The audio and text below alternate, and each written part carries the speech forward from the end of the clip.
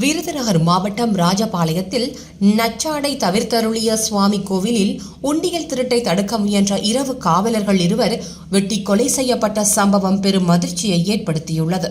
நச்சாடை தவிர்த்தருளிய சுவாமி கோவிலில் நேற்றிரவு காவலர்கள் 2 பேர் பாதுகாப்பு பணியில் ஈடுபட்டிருந்த போது கோவிலில் மர்ம நபர்கள் புகுந்து உண்டியல் பணத்தை திருட முயற்சி செய்ததாக தெரிகிறது. அவர்களை தடுக்க முயன்ற 2 கோவில் காவலர்களையும் வெட்டி கொலை செய்துள்ளனர்.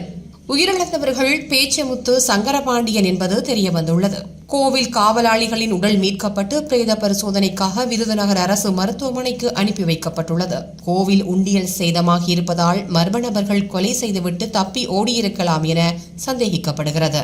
விருதுநகரில் இருந்து தடயவியல் நிபுணர்கள் மோப்பனாய் வரவழைக்கப்பட்டு விசாரணை நடைபெற்று வருகிறது.